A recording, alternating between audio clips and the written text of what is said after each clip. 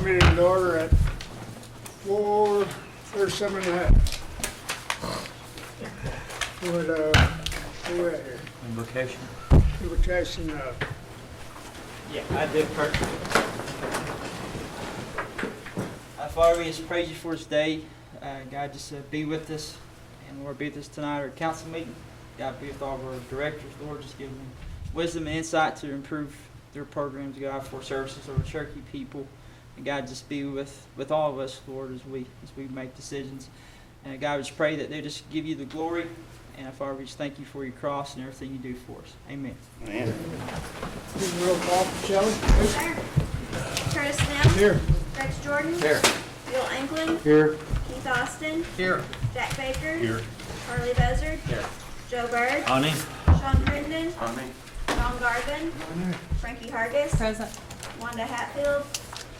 Dick Lay. Here. Denise Taylor. David Thornton. On me. Victoria Vesquez. Ani. David Walkenstick. Brian Warner. On me. Don Masters. We do have a quorum. Moving on down to the approval of the May 16th meeting. Make a motion to be approved. Second.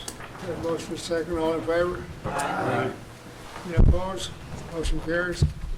Moving on down to reports, Bruce Davis. Good afternoon. Looks like everybody's doing well. I have a guest today, and I'd like to introduce Nisi Osborne, and she's with Aquaponics. And so if you all would listen to her presentation, and then they're setting up a demonstration outside that we'd like to go look at. So, Nisi? Yes, what I want to do is take this great opportunity and thank you guys for having us back again. And I want to introduce Caden Smallwood and Shelby Smallwood. They're the Smallwood brothers out of Wilmington and Eastern Oklahoma College. And they've got the entire system set up out there, as you will visually be able to see, feel, touch, see exactly what you would be getting. And I'll have to say also, in addition to Caden and Shelby's expertise, Caden is also head of the economic development. And if you'll recall from my last presentation, not only did I present what and how important it is to not only eat healthy for us, and again, like Chief Bill Baker says, or Bill John Baker has stated in the past, is that what we do today changes 7 generations tomorrow. Not only is it important to eat healthy today to change those 7 generations tomorrow, but also economically, if you recall, I circled back to what it costs the Cherokee Nation, not only with our health, but also financially as well as physically. Caden, I'm going to send it over to you. And so he's going to give you the best of both worlds, both economically and most important on the health side. So there you are, Caden. Well, thank you all very much. It's a great pleasure to be here in front of the council and having the opportunity to speak to you. First off, I would like to announce that I am a proud member of the Choctaw Nation of Oklahoma. So if you're going to throw something, throw it now. Okay. Now, we are working on a project with the Choctaws now, but I do relish the opportunity to come up to Cherokee and to the Cherokee Nation. I grew up in Muskogee, Oklahoma originally, so I've been around this area my entire life, so it's a semi-homecoming for me. I do thank you for that. A little bit of my background: I graduated from Hilldale High School in Muskogee, Oklahoma, and then went on to the University of Oklahoma, where I studied business economics. After I finished up there, I went to Oklahoma City University, where I got my JD and my MBA degree from the school with a specialty in federal Native American law and Native American economic development. So this has been one of my passion projects from day one. I like to tell everybody, before I tell you a little bit more about aquaponics, what aquaponics is to me, before I actually tell you what it is. And to me, it's a tool that I use to help build communities, to help build economies, and to help food insecurity, particularly for native populations. So what we've tried to do is introduce this technology that can be standardized, that really ties into a lot of the native agricultural practices. So for myself, the combination of the fish and the produce, which is what makes aquaponics, really tied into my roots as a Choctaw member and our original roots from Mississippi, working next to the Mississippi River and utilizing fish with agriculture. So over the past 3.5 years, we've partnered with a whole host of educational facilities. Our first system that we ever built was at Kiowa Public Schools in Kiowa, Oklahoma. Since then, we've partnered with Eastern Oklahoma State College, which is the college that I teach economics at, and then I'm also the head of economic development. Since then, we've partnered with McAllister Public Schools, Cameron Public Schools, Kiamichi Technology Center in Tallahena, a larger scale project that we're working on through a USDA grant with Eastern Oklahoma State College. Here recently, we finished up an aquaponics system build for Redlands Community College, and in the past, we had partnered with the Sheena V Foundation to provide an aquaponics system for the Seminole Nation of Oklahoma, where they've located it at their food distribution center, and they use the technology to do starter plants as well as raise plants to full term, which they then eat at the food distribution center or then distribute back out to their seniors in their gardens. So it's been a very successful pilot project, and I need to thank the Sheena V Foundation for that opportunity. So what I'm doing here today, other than sweating a little bit more than I planned, was we showed up about 3:30 outside. And what my main goal is to make this technology accessible. And one of the ways that we can make this technology accessible is by making system construction an extremely efficient process. When we're able to build large-scale commercial systems in a 3 to 5 day period, we cut down dramatically on the overall cost of the system and improve the return on investment to a 2 to 3 year period on our systems, no matter what size. So what we did was took the liberty, and I appreciate that, of letting us build our most recent system, which we built right across the street. So we started at 3:30, and as of 4 o'clock before I came over here, we had a complete aquaponics system up and running, fully put together and fully plumbed. A lot of the reason why we're able to do this is because we've standardized the aquaponic components as well as our industry-leading patent that we have on our systems. We're able to leverage our experience in the industry, and we formed a partnership with Husky Wire and Rack. Husky Wire and Rack is a company that makes industrial shelving that you may have seen in different warehouses to where people can stack and store things with a relative ease and safety. We are the only original equipment manufacturer that they've ever partnered with, and they designed a racking system, their engineers and ours, that contain our grow beds perfectly. So when we go in to set up a system, we're able to build a system that's anywhere from 20 square foot of grow space all the way up to 1,000 square foot of grow space without the use of power tools if necessary. What this has done is made the technology extremely accessible in all areas, no matter how remote. In addition to that, at Eastern Oklahoma State College, I do teach economics, but we've also pioneered in leading the state in aquaponic education.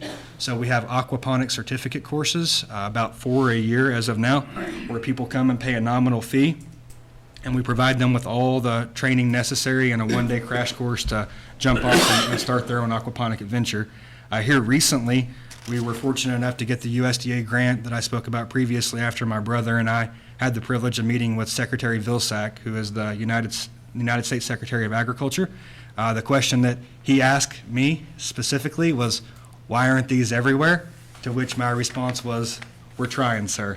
I think that really gave us a leg up on this last grant opportunity. And at Eastern Oklahoma State College, we just secured a $200,000 grant to build a state-of-the-art greenhouse, which was just completed, and an aquaponics system that's going to have over 6,000 gallons of water and over 1,000 square feet of grow space. And the goal of this project is to incubate more aquaponic farmers. So individuals, tribal members, people from the community, students can all come in and rent space in what we're calling an incubator. They're able to have 100 square foot of grow space on their own. We're going to provide them with the introduction to business training that my economics degree and MBA gave me a little bit of privilege to be able to teach. We're going to assist them in the aquaponic training and the hands-on component of the system.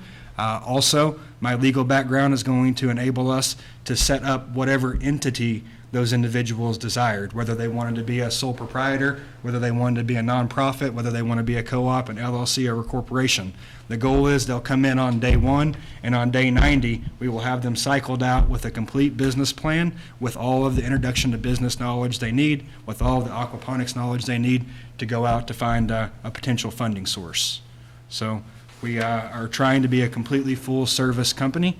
What we do provide is turnkey services everything from greenhouse construction on the front end to aquaponics system design and construction, and then maintenance of the system on the backside. So if it was something to where we wanted to move forward with a project with the Cherokee Nation, we could maintain and operate the system for a year period at a significantly lower cost than what it would cost to hire somebody else to come in and do it. And our goal in the meantime would be to train tribal members to come in with the expertise to then take that job from us in the long run. So our goal is to help create that self-sufficiency, not only with the aquaponics system itself, but to bring in the economic development component as well and help job creation to the tribe. So that's the long-winded version of who we are.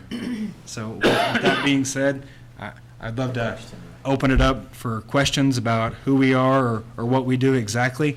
I think it will really set in after you have the opportunity to go view the system, and I can tell you a little bit more about the individual components of the system and really what separates us, not only in terms of system design and system efficiency, but mainly the lifespans of our system. So a lot of times you'll see people that would use wooden grow beds and they'll line them with pond liner, and in a high humidity environment, those things are going to have to be replaced over the years. So our goal was to design a system that was going to be there after we're gone. So we project that all of our systems have a minimum of a 30-year life, and then anywhere up to a 100-year lifespan, with the only part that you would need to be replacing would be a pump if it happened to burn out. Silence is scary. Yes, sir, I really didn't get that very well. Would you mind going over that presentation? Let me start from the beginning. I think you might have tuned out when I said Choctaw tribal member, right? And then with the Sheena V Foundation, we're trying to partner as well, not only after we have the systems up and running, but then on the backside there is the education side of things, to where frankly some people have to be retaught what healthy eating is and where to find healthy food or how to raise healthy food. So when we bring in all of the components for a holistic approach, the chance at project success is dramatically increased, as opposed to coming in and just doing one component and then leaving it to the tribe to figure out the rest. So that was our goal in our partnerships, is to be able to provide a full service approach.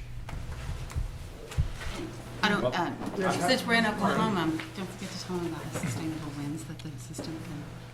Well, yeah, our goal, so with all of our systems, no matter what size, they're all designed to run off of one pump. So we're able to scale our systems completely, and the reason why we want to run them off of one pump is we want them to be as energy efficient as possible. Our goal is to minimize the number of inputs that go into a system while maximizing the number of outputs, because we believe that's truly what sustainability is, being able to get more out of your system than what you put in. So by taking it off the grid, your only input is water and labor. And if you begin to start capturing your own rainwater, we raise worms in our systems as well to help compost and provide micronutrients that can provide the fish food. So we're talking about a completely sustainable, integrated system. Councilman Bowden? Oh, this is exciting news to hear. I know Tina looked at this, or I looked at the system probably 2 years ago down at a meeting, and just always was intrigued by what they could do with this system here. And Councilor Byrd, I think, was in the same meeting, and we got to talking after that meeting, but it's finally coming around to where maybe we need to take a look at it real quick this afternoon so we can get an idea of what we're talking about. But I'm excited to hear about the aquaponics system. Thank you, sir. I know we have a guarding system in J already, which is good, which is great, but I think this is maybe, it's a clean system. What I like about it is clean environment when you grow with them, no weeds, no picking weeds and stuff like that. So Waist high? it's a waist high. I think it's a win-win situation for the Cherokee Nation, not only the Cherokee Nation, but the Cherokee people. Is what I was really looking at as far as our health system goes. Put it into our Head Start system, put it into our elderly system, put it into donated food system, even getting into our business system. So there's just a lot of opportunities for this to come out of this. But I'm excited to hear your presentation, Kevin. Thank you, sir. I greatly appreciate that. That's one thing that we've really tried to do was, again, go back to this holistic approach. But one of the reasons why we decided to partner with small schools to begin with was because K through 12 is all in the same building. So we've had a system up and operating at Kiowa for 3.5 years. So here in about 7 or 8 years, we're going to have students cycling out of Kitewall that have been a part of that aquaponics system since their first day. And then we offer the additional educational opportunity at Eastern Oklahoma State College. So if an individual is interested in continuing to pursue that career path, they can transition directly to Eastern Oklahoma State College, come out with an associate's degree. And recently we're working on partnerships with Langston and actually NSU. So by coming and finding these 4-year partners, we're then able to complete that cycle all the way from individual being exposed to it at 5 years old, taking them through their formal education, and then allowing them to go out into the marketplace and hopefully compete for new jobs in this new developing industry, or even better, become entrepreneurial themselves and use aquaponics as a tool very similarly to what we do. Councilman Valdez? Yeah, I was wondering what your objective is regarding the Cherokee Nation and your proposal. Is this something that you're looking to put in all of our districts and every community have one of these systems? Or are you going to just start out, you would like to do it here at the Cherokee Nation and provide food for a certain amount of people here or at a school, or what exactly will be proposed? With all due respect, ma'am, I think that the individuals sitting around this table know the much better way to apply this technology as opposed to me. At the end of the day, my goal is to grow food for tribal people, and the way that we can accomplish that and the shortest and fewest steps possible, that's what I would like to do. We can do anything from small-scale systems to turnkey operation. I was talking to Mr. Gulager. We have a 24 by 60 greenhouse right now that we could fill up with an aquaponic system and operate it for a year for you all at a price under $100,000. And I think that when we talk about the returns on those systems, that would be about a 300 square foot system. And in each square foot of grow space, you can grow about 10 pounds of produce annually. So I like to look at basil because basil is a high value crop. So in that system, you could grow about 3,000 pounds of basil, and the wholesale price on basil is $10 a pound. So you're talking about being able to get a return on investment, not on the system in 1 year, but on the operating, on the training, and on the greenhouse in a 3-year period. So this system could be fully sustainable after year 3 for the nation.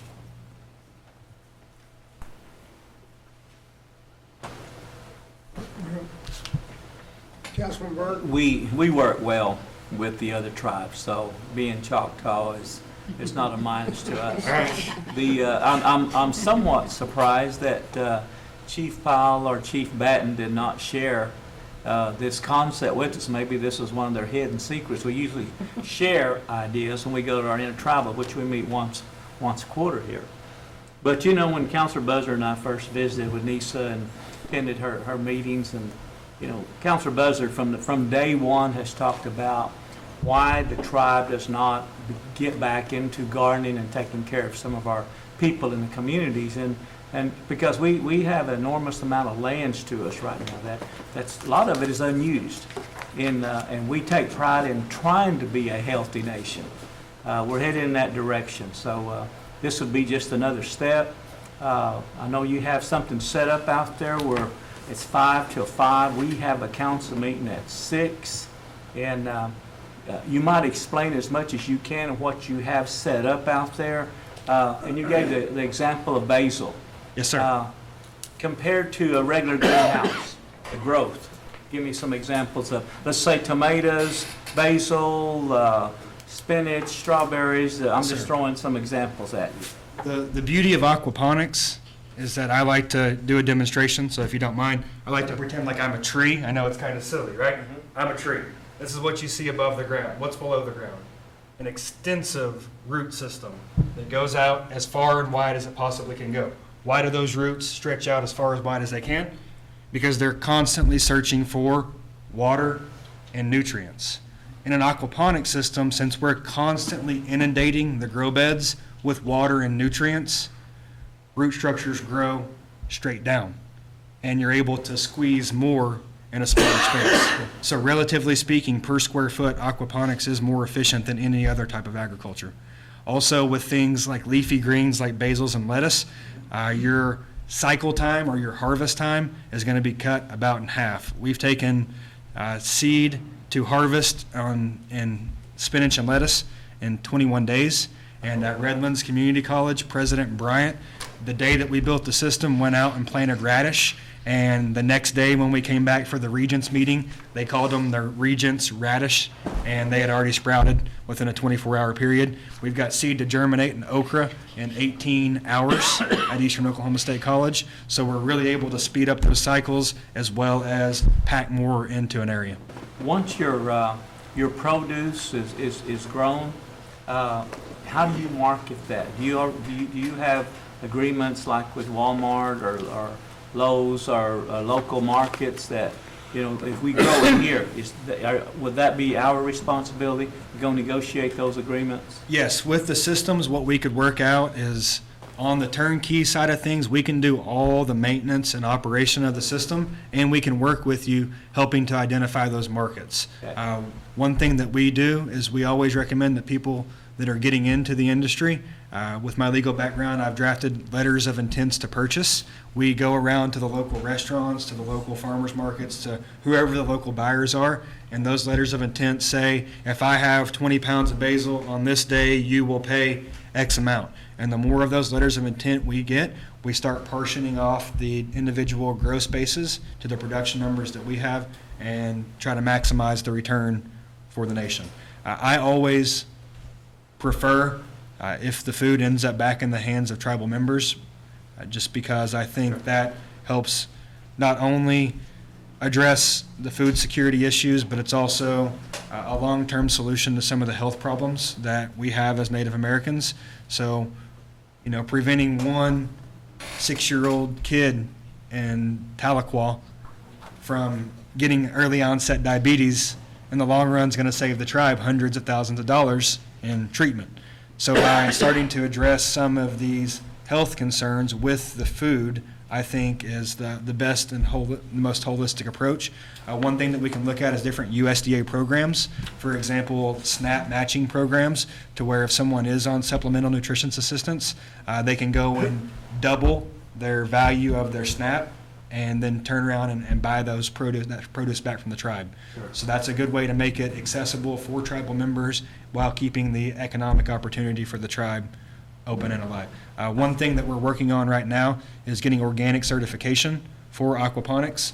To me, I would rather have a stamp that says native on it and start developing a market of our own, because all organic is a government word. So to me, I think that there's a lot of marketing opportunities with tribally grown produce.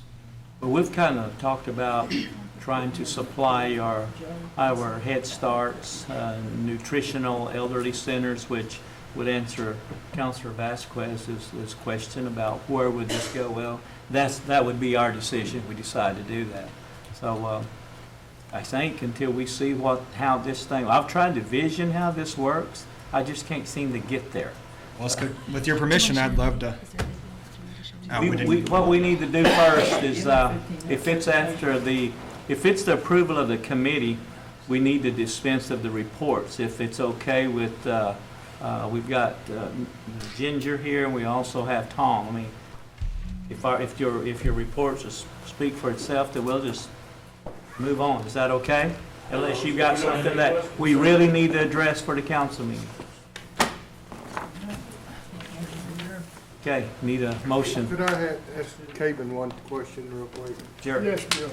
Caven, would that help, like in our area up there where we have those trucks that come through with this system? Would we be able to sell to them? Yeah, well, yes, I could You know, tie, in the North yes. Tulsa area, you know where I'm talking about? This Right. area. Yeah, we can tie into our already existing That's over network of 30 purchasers minutes. with Yeah, that's what we're in the this product, if there's predicament we're in. excess product that would not be. Yeah, on trial. You might get your question My answered. goal is to get us there 6 o'clock. One other area to look for too, and Caven makes a great, and I've always envisioned this as well, as have the native stamp versus like the organic. Yes, it's organically grown, and it's referred to as being more organic than organic. And if you have that native stamp, another opportunity are places such as Whole Foods. This is looking maybe down the road. Whole Foods loves to partner.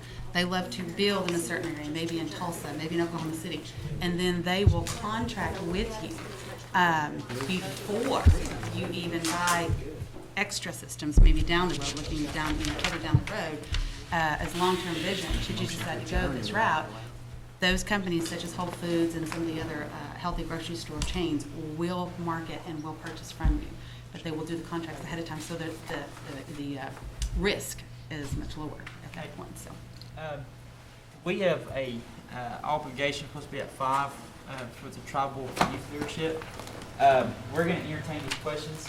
I'm going to go make a motion to adjourn to get out of here, and then we can entertain the questions afterwards. We can head that way, then we can go look at that. You got youth looking at it. Yep. I'd be more than happy to stick around as long as necessary to answer every question. Got a motion to adjourn? Motion second, all in favor? How far is your setup?